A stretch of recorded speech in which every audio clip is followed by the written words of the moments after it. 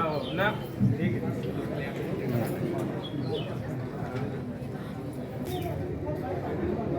कुछ करो ना ऐसे चलो।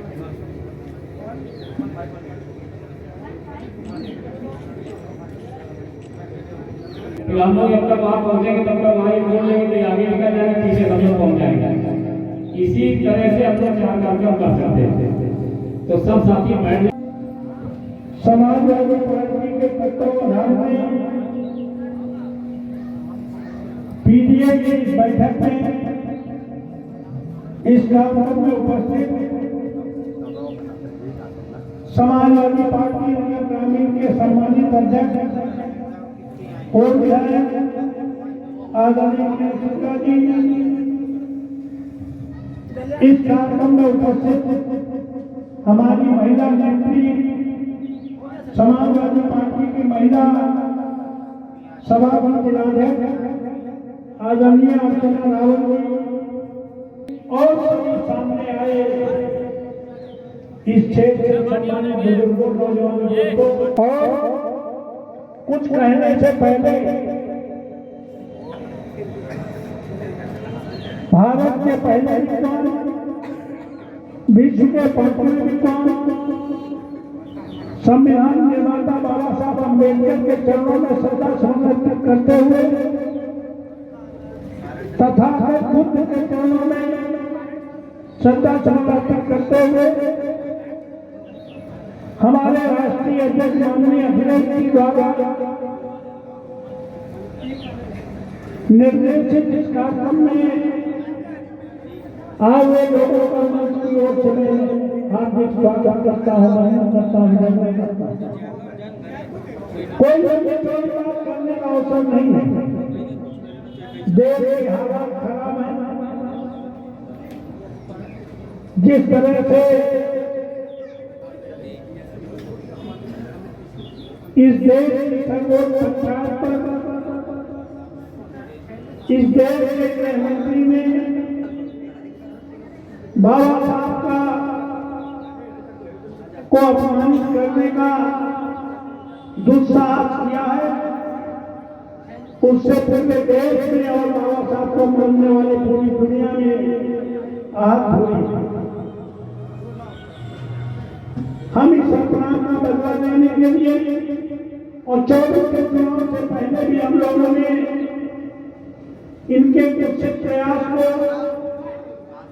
ये बाबा साहब अम्बेडकर का संविधान बदलना चाहते हैं, इसको लेकर हम लोगों ने अगर सबसे पहले संविधान बचाओ भागीदारी पाओ महारैली हुई थी, तो इसी पार्लियामेंट के माटी मुख्यालय पर माननीय राष्ट्रीय अध्यक्ष अखिलेश यादव जी की थी।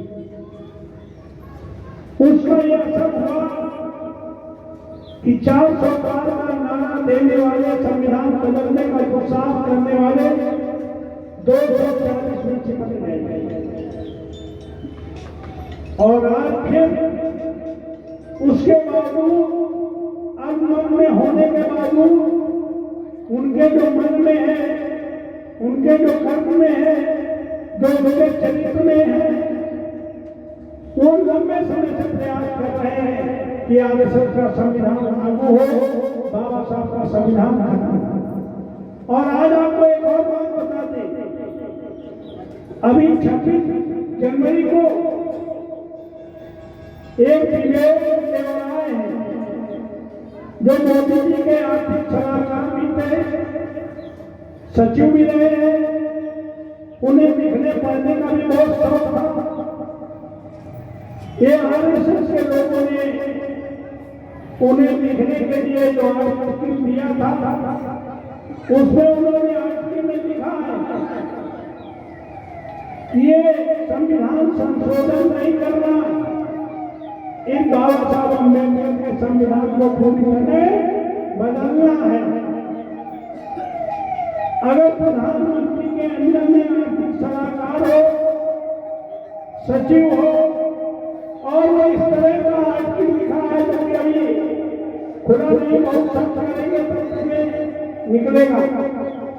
विवेक देवराय आर्थिक सलाहकार में भारत रत्न दिया गया है। तो पूरी तरह से संविधान बदलने का पूरा प्रयास है। वो तो महाकुंभ का ऐसा आयोजन किया गया था, इसी में वो संविधान धर्म संसद के पास होता था, लेकिन हमें लगता है एक बड़ी घटना घट गई है, तो हो सकता है इस तरह का प्रस्ताव न आए। भारत में पैदा होने वाले प्रत्येक व्यक्ति को भारत की धन और धरती का बराबर का हिस्सेदार बना दिया, लेकिन दुर्भाग्य 76 वर्ष हो गया संविधान को लागू हुए, लोग अपना मकान अपनी दुकान को छोड़कर अपने घर के दरवाजे वाली सड़क को सरकारी समझते हैं, दरवाजे के बाहर बिजली के खंभे को सरकारी समझते हैं, सामने वाला पार्क सरकारी समझते हैं। और यही कारण है कि पूरे देश की संपत्ति को मौजूदा शासन ने एक एक करके अडानी अंबानी को बेचने का काम किया।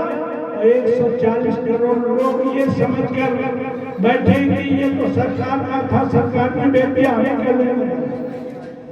काश तुम्हें मालूम होता, बाबा साहब अम्बेडकर ने कहा था कि आज के बाद धन और धरती का बराबर का हिस्सेदार बना दिया तो क्रांति हो जानी चाहिए इस देश में।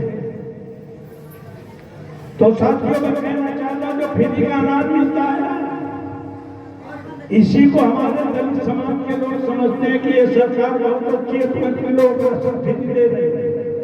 बाबा साहब ने धन और धरती का बराबर का हिस्सेदार बना दिया, तुम 5 किलो अनाज पसंद क्यों भाई? लेकिन बाबा साहब अम्बेडकर ने कहा था कि हमने संविधान के जरिए तुम्हें धार्मिक आजादी देगी, तुम अपनी तरह से सभी जात धर्म के लोग पूजा कर पाएंगे, प्रार्थना कर पाएंगे, ये धार्मिक आजादी है। सामाजिक गैर बराबरी कम हुई है और सामाजिक आजादी भी मिली है, और एक वोट का राज लेकर के प्रधान से लेकर प्रधानमंत्री बनने का अधिकार दिया है, और राजनीतिक आजादी मिली है। बाबा साहब ने कहा था इतनी आजादी जो हमने दी है ये तब तक अधूरी है जब तक आर्थिक आजादी ना मिले, जब तक राष्ट्र में होने वाली इनकम में समान बंटवारा ना हो तब तक ये तीनों आजादी बेकार है। और ये भारत जो 21वीं सदी का भारत है, अडानी अंबानी के 50 लाख करोड़ रुपए माफ करके सारी संपत्ति उनको दे करके पूरी बैंकों को खोखला करके अडानी मोदी जी ने आर्थिक गुलाम बनाने का काम कर दिया है। बाबा साहब ने कहा था आर्थिक आजादी के लिए तुम्हें एक और जंग लड़नी है। वो जंग तो शुरू नहीं हुई, वो जंग वास्तव में लड़ना किसी ने शुरू किया था। तो इस देश में मछलियां मनमोहन कांशीराम साहब ने लड़ना शुरू किया। उन्होंने बहुजन समाज पार्टी बनाई थी, उसका नारा था सामाजिक परिवर्तन आर्थिक मुक्ति। वो आर्थिक मुक्ति आर्थिक आजादी का इशारा था। वो लड़ाई तो शुरू नहीं हुई, हम आर्थिक गुलाम पूरी तरह से हो गए। जिस लड़ाई को मनमोहन कांशीराम ने छोड़ा था, जिसको लोहिया में 100 के साथ हमारा है, बाकी में बड़े बनने की बात की थी, जिसको कांशीराम साहब ने 1585 की बात की थी, अगर उस बात को कोई आज की तारीख में सामुदायिक ताकतों से लड़ने के लिए, इनको करारा जवाब देने के लिए पीडीए बनाने का काम किया है, उस नेता का नाम माननीय अखिलेश यादव।